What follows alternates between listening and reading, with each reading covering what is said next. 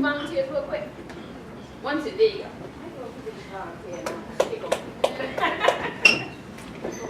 Yeah, come on up.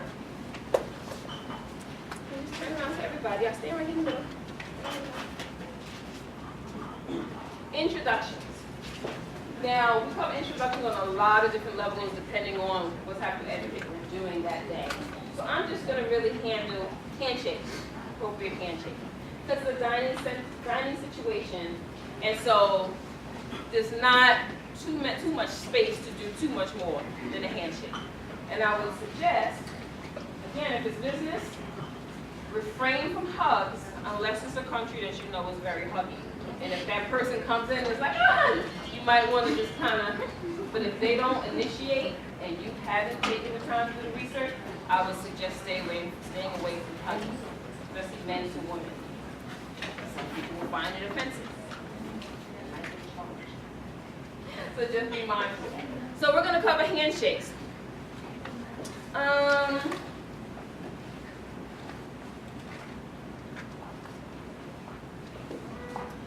She is the president of the iron company.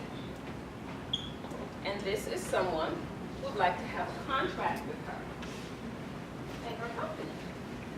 And they're greeting each other. Can you tell me if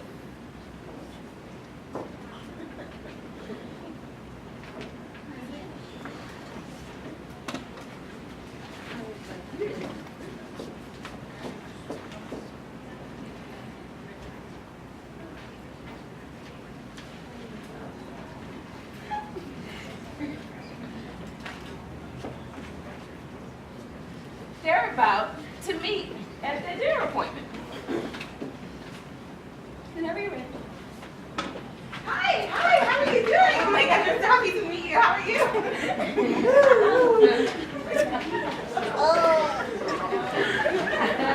Did you hear what she said? Yes. She said, what did you have for supper? The introduction. They met each other. What did you guys think about it?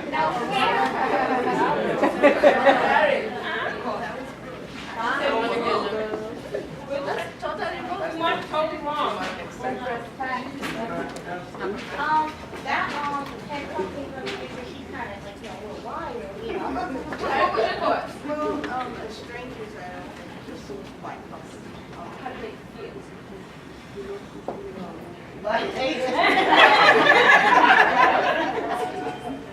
So, 2 things. I'm not going to say anything is wrong. Because maybe there's an industry, comedians, actors, there are some fields where that might be appropriate. So I'm not going to say it's wrong. But what we do realize is that made her feel a certain way. Right? So we have to keep in mind how we not just speak, but how we touch people, how we interact with people. It matters. Okay? It can let off a certain impression to that person. So that's what I want you to walk away with. Not that it was wrong. You might get, if I'm a photographer, we have a lot of fun. But many people, even as a photographer, if I didn't know her, and she wasn't, it might make me startled. Okay? If I'm doing a wedding gig, which is a wee bit more formal, I might question if that's going to be one of my sisters. Because maybe she didn't have a sufficient amount of judgment to know that maybe I should bring that down on her. That it was an issue introduction. Okay? So, you guys can have a seat. So, thank you. Give them a hand. Understand that what might be normal to you may not be comfortable or normal for someone else. So, in the light of that, I'd like to share a recommendation on how to handle handshakes. What's your name again? Eva. So the basic way, just again, recommendation. Usually your right hand. And you see this section of your hand right here? It's called the web of your hand. web-to-web handshake. So when you come in, the web of your hand should meet. Okay? The web of your hand should meet. It should be firm. You can give her a hand. It should be firm. However, it is not a strength competition. Okay? I want you to know that I'm strong and I'm this and I'm. That's not what it should be. Okay? Because you also don't want to come off as aggressive.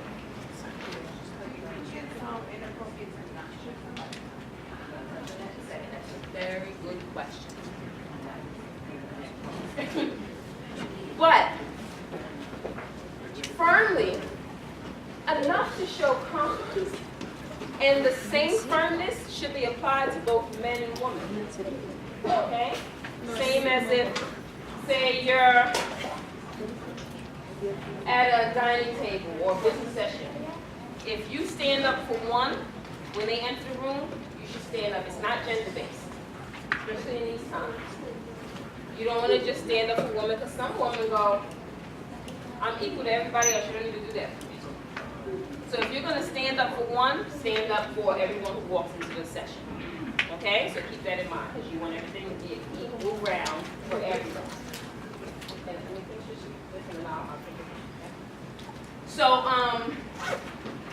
So it shouldn't be aggressive. It should just be firm, simple enough to show confidence. If your hand is sweaty, some of us, my husband, he got sweaty hands. He sweats a lot. My husband, he sweats a lot. But that's natural for that person. Again, don't want to say it's wrong. Oh, that person is sweating. Some things people can't control. But if you know that that's you, quick resolution, if you know I have a sweaty hand, but they don't need to experience it, just quickly, of course, your hands. Simple. They don't need to walk away with, whoo, the first impression, he got sweaty hands. That's not the impression you're looking for, right? So those are just some pointers to keep in mind regarding handshakes. Was this about the handshake? Yeah, I want to ask you if you do have to glove especially. What? Well, we want to show respect to everybody's questions, because there are no dumb questions. There are no questions that are out of. If you're in a hospital setting, there are gloves. Okay, again, industry, one of the big industry. So even in a hospital setting where there are gloves, because of the type of work,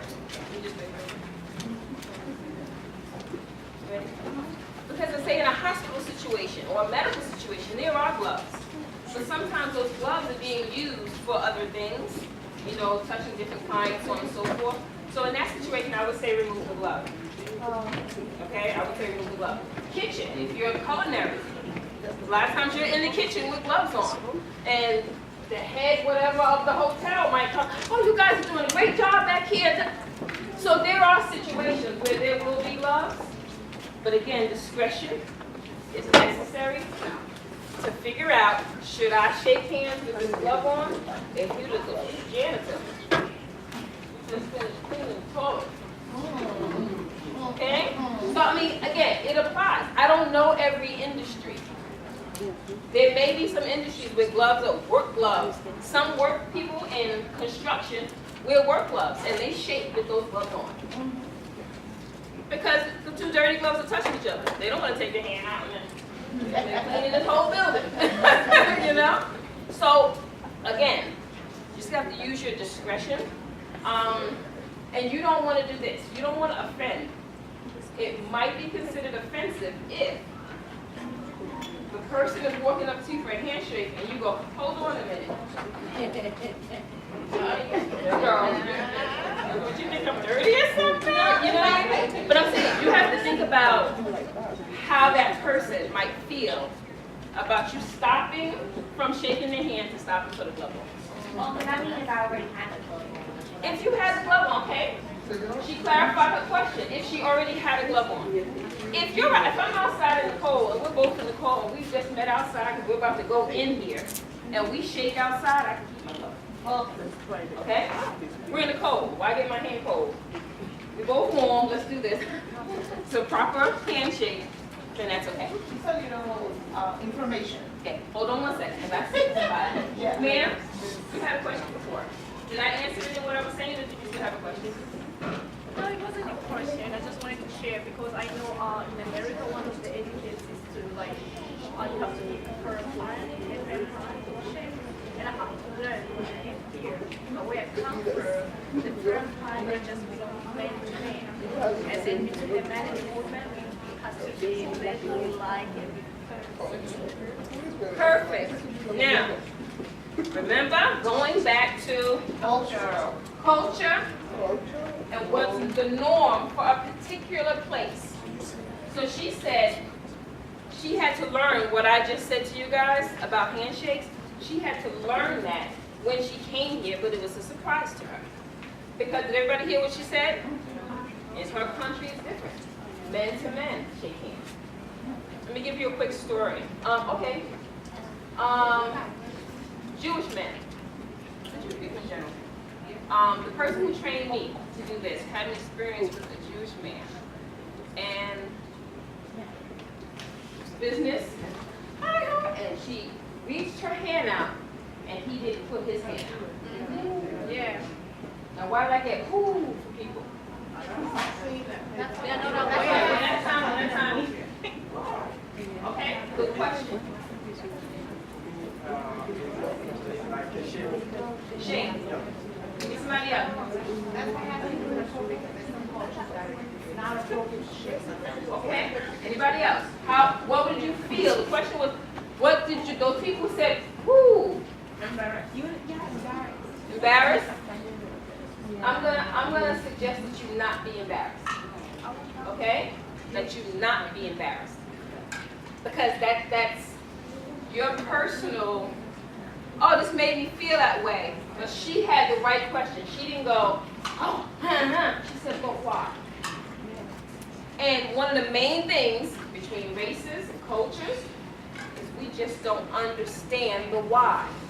It doesn't mean they're wrong. Okay? It doesn't mean they're trying to offend you. You have a question? Thank you. It doesn't mean they're trying to offend you. What's important at that moment is that you find out the why. So, if the gentleman didn't reach out his hand, what she did was say, oh, I'm sorry, did I offend you? How can I reach you? She didn't make it about her. And then he explained. He said, well, actually, in my culture, handshaking is personal. When you're touching someone's body, it's reserved for their family. I see you shaking your head and ask me a question in 1 minute. He said, it's reserved for my family, for my wife, that's important to him. So he wasn't trying to offend her. He was just standing to what was important to him. He didn't go, oh, not touching you. He just didn't do it because that's his culture. And she didn't take offense. She said, I'm sorry, did I offend you? How can I reach you? And they moved on.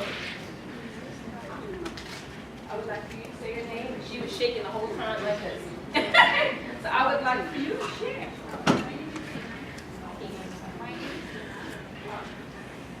You want to stand up? My name is Gina. Gina?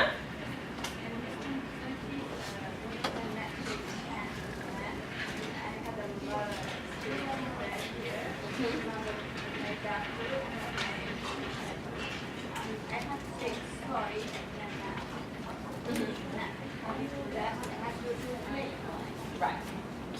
So did everyone hear her? She said she's Muslim and she doesn't shake men's hands. Okay? That's important to her culture. And she said she had a lot of experience with that. And when she goes to simple things, when she goes to the doctor, she has to, I'm sorry, she has to explain it all the time. But can you imagine how much better relations can be in our communities if we took that responsible point of view where we stopped taking it every little thing so personal and stopped to say, wow, I'm sorry, how did I offend you? each other. Instead of, this made me feel. Find out, you know how you mad with somebody mad with you? I had a friend like that, mad with me for like 15 years. And I saw her, she was doing funny, and I was just like, because what? You've been mad at me all this time? Like, I didn't even know? And that's how a lot of culture is happen. Just from not knowing us, all of us, being just a little bit, sometimes a lot ignorant about someone else. And if we took the time to use practices like this to think about someone else's experience, how something might be affecting someone, and what's just important to somebody else, sometimes that important thing might become important to us. That person then becomes important to us. And as a mom, late, but got a 6-year-old, and everything.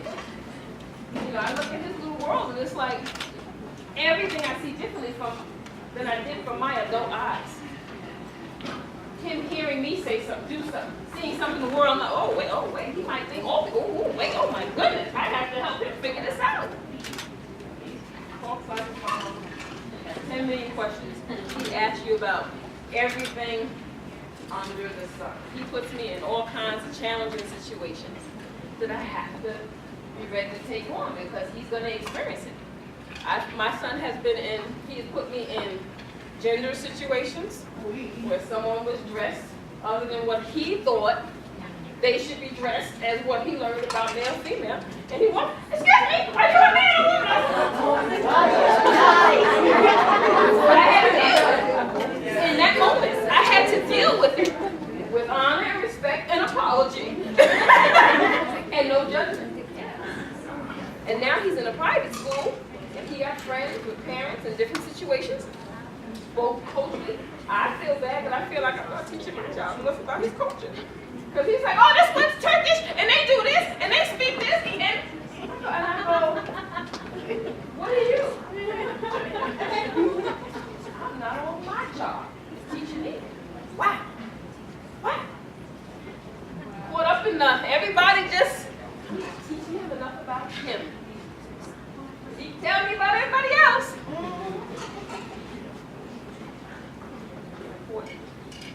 Okay. Seating. I'm not going to hit this one too much because dining, seating is just about respect. You know, you have someone, again, if you have a guest, someone you invited to dinner, you know, you want to make sure they're comfortable, so on and so forth. In large seating situations, there are going to be different things that's going to apply, but I'm going to kind of touch on that as we go through. So I'm not going to sit on that much more. Cell phones and electronics. So you're having dinner with somebody, nice fine restaurant. It could be a cheap restaurant. You're at a restaurant. You invite this person to have a meal with you, to break bread. And your phone rings. You answer it? No. Yes. You should. I had no's and yes. Say it again? I got no. What was the scenario? You're having a meal. Either you invited somebody to a meal or they invited you to a meal. You go out for this meal, whether that meal is at a restaurant or at the person's home, and the phone rings. You invited them and you guys are breaking bread together. Do you answer the phone? No. Yes. I got a lot of no's. Anybody got any yeses? Yes. I mean, you can just say, excuse me, I have to pick up this. It's depend on the call, right? If you have important call, even when you're eating, you know this is like emergency or something. Just say, excuse me, I have to do this. And you just get up. Anybody agree with that? Yes. Any other feedback? Yes. I say no because I think the proper etiquette would be to forewarn all calls or forward all calls during the day or during this process while you're out. And if it's an emergency, that person will probably call you back again, you know, and if that person calls you back again, then I would probably answer because it's proof, it shows urgency. So it depends also on the profession. Because if you're a doctor, you have to answer your phone at all times. So So like I just feel they can excuse themselves like I'm sorry I have to take this and get away from the table. Everybody heard that?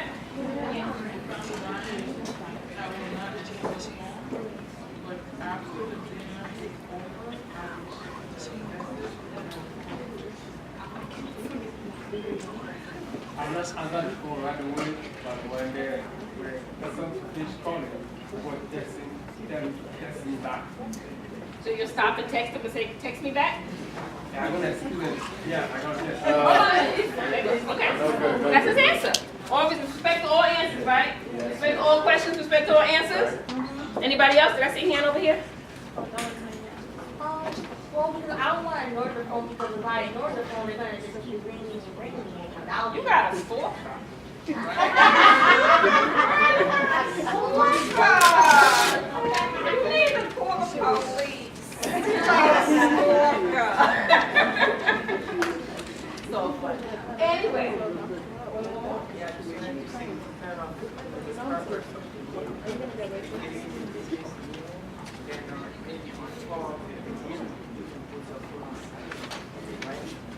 But like if it is a birthday party where something like that, or if a friend graduates like in a long time, like I think it's okay to answer who is your friend, you can ask What do you guys think my final answer is going to be? No. Yes. A final answer? Depends. Oh, it depends. Depends. Yeah. On the urgency. Industry, cultural, and what's considered urgent. Now, no matter what the answer is, what I would recommend you do, because you only know what's important, and you can only communicate that to them in advance. So if you are having to deal with someone, my recommendation would be, we're simple, like I'm a mom. If the babysitter calls me, I'm answering that phone. Okay? Because something could be wrong with my child. If I have a mother in the hospital, in a nursing home, and they're calling me at 11 o'clock at night, there might be an issue. But all in all, if you know that you're expecting a call, that's important. Before you guys sit down and start conversation, you should, I'm so sorry. There's one call I'm gonna need to take if it comes in.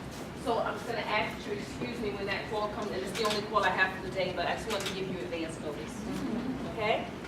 Again, it's applicable to the situation as well.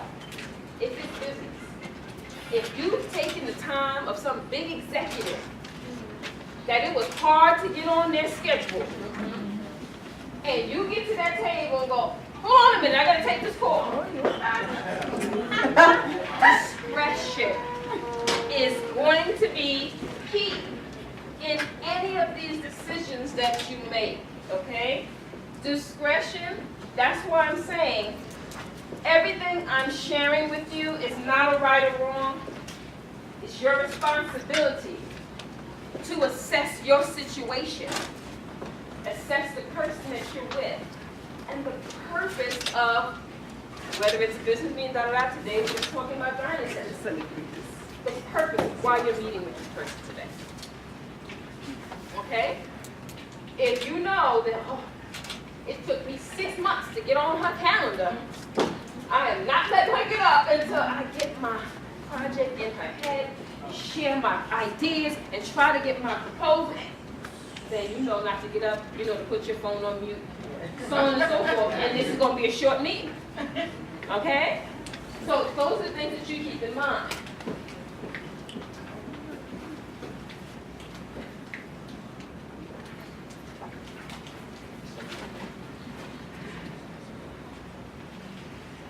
Thank you.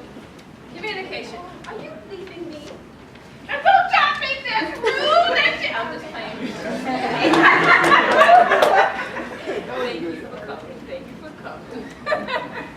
There's some handouts for the table. You're welcome. Some people might have gave her the way around, right? She's got you. little lady presentation. She might have things to do. She might have a child to pick up. So I respect and I honor that. Okay? Where were we? So, with those cell phones and electronics, the main thing you want to make sure, again, how it might make someone feel is also important. If you've asked someone to come, or someone's invited you to come, you want that person to feel important. Because they may also feel like, okay, I guess I'm not important. They're sitting here on this long conversation. Because although we're all important, we ain't that important. When we're entertaining someone and giving someone of our time. Because time is valuable. How you use that time matters. Okay? You know you've been with somebody, say, you got a boyfriend or a girlfriend. And the time they're always in your face, but nothing ever really happening, no conversation, no, like, what are we doing here? The time is just so wasted. We don't do anything. Why are we dating? If I had that moment, you had people you had to go, yeah, this is not working. No. Even when you're on, again, a business meeting, if somebody's trying to give up your time, say you could be that big VIP executive. If you're not interested in that person's idea, don't have the meeting. Don't dishonor somebody and have a meeting and the whole time go, yeah, hold on. No, I'm busy right here. Yeah. Hold on, you know I'm important, right? You're not. I am. Hold on a minute. Talk a minute. Oh, lunch over? Oh, yeah, it's rude. It's rude. If you have no intentions for that person or advances or anything for that person, I would say just don't have it. Because you want to also be an honorable person. Okay? Handbag, briefcase. When you're sitting at the dinner table, you have a purse and handbag. Where's it go? I got two chairs under the table. Depends. I think it should be beside you. Beside you, on the floor? No. Beside you on the floor. She said the same thing. Anybody else? He said on your lap. Who else? Which one? Bags, purses, briefcases. Where do they go when you're in the dining You have a situation? code check. It depends on where you go. Some places have a code check. You just can leave your bag, you can leave your She said to jacket. leave your purse or your briefcase at the coat check. Anybody else? You wear something appropriate for the dinner. She said wear clutch, something appropriate for the dinner. What's appropriate for every dinner? It depends on the dinner because it is a business. Might need a briefcase, right? So I got a briefcase. What else is a briefcase? I got a important paper. Said put 5 weeks. Briefcase, where I put my purse? He said in the back of the chair. He said under the table. We got 4 under the table. Again, it depends.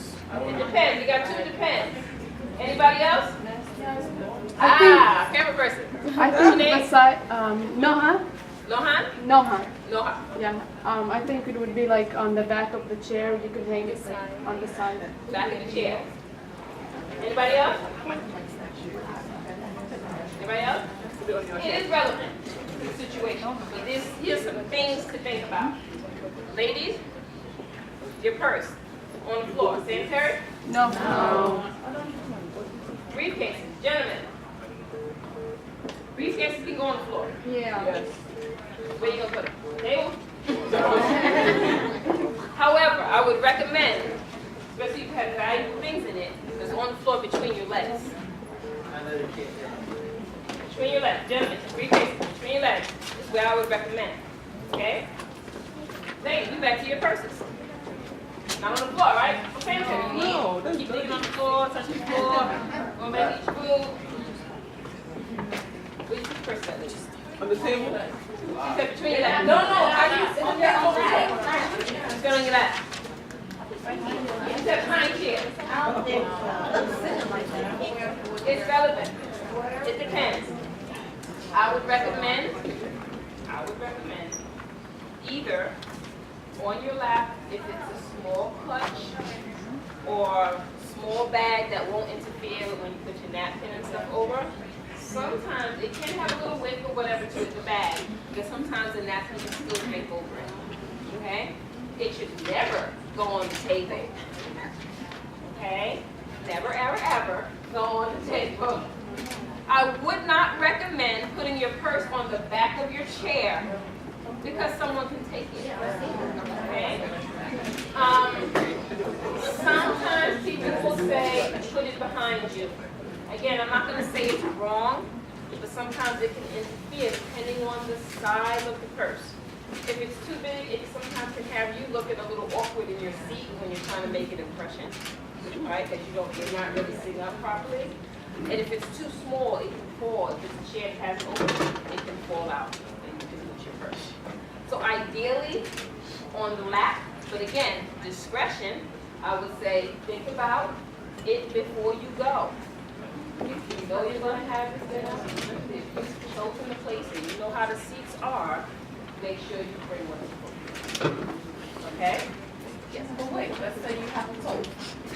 So you suggesting that you not have a tote, just like a small something? It is relevant. If you know where you're going and you've invited someone there and you're trying to create a comfortable situation, then I would say before you go plan. Okay? If you know, because you know what's woman, you turn over that purse and half the stuff in there, a lot of times you don't even need it. Yeah. You know, and sometimes you got your business things you need. Girl, I need fit to my stuff. Okay. But plan. If you know, this is my purse I've been carrying all week. I don't really need half of the stuff in here for this meeting. Before I go, let me just leave myself organized. Okay?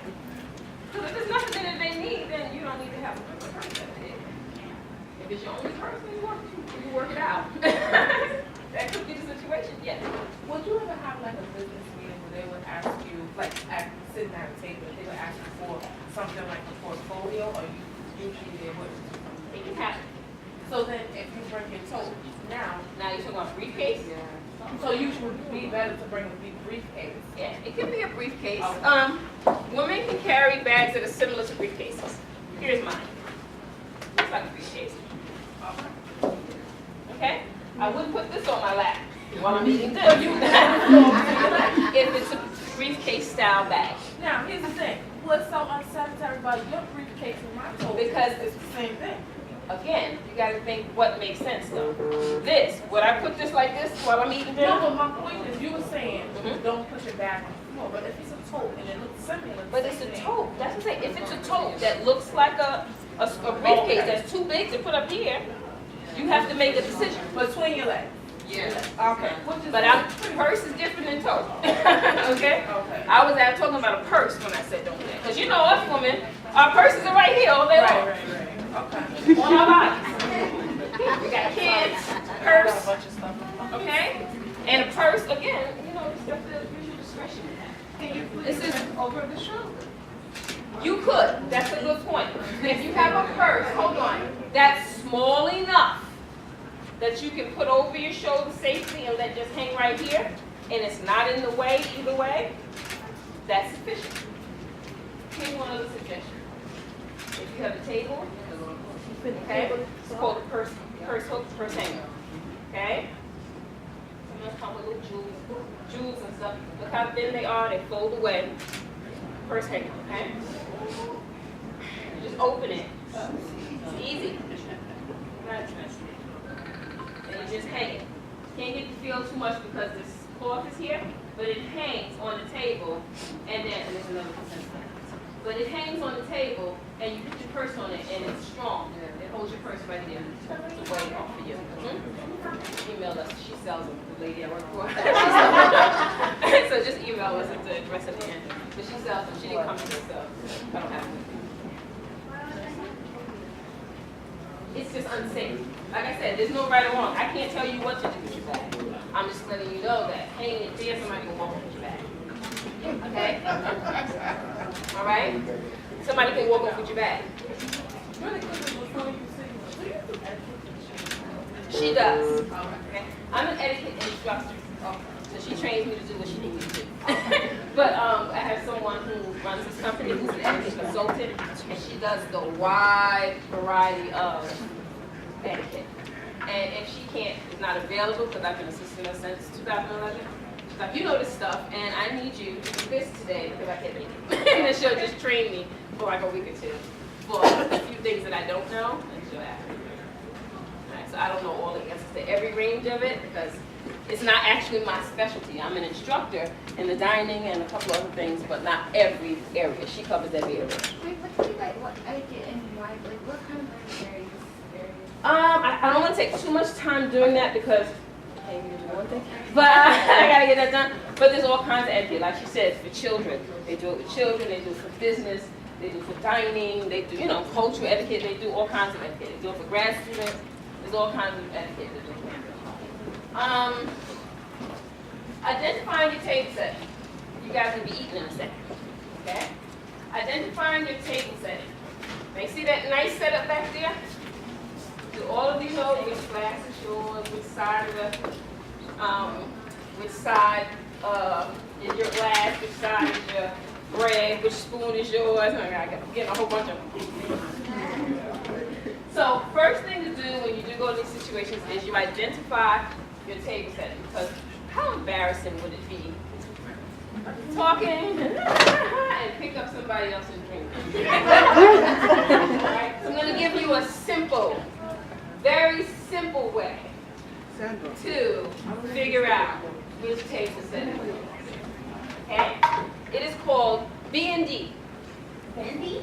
B&D. B and D. Okay? All right? B and D. B and D is take your left hand, you make a B. Take your right hand, and you make a D. What do you think that stands for? B. Butternut or no? Bread plate, which is where your butter and your, all that sort of stuff. Drapes. Oh, okay, cool. Now, I don't want to walk in the restaurant and see y'all going.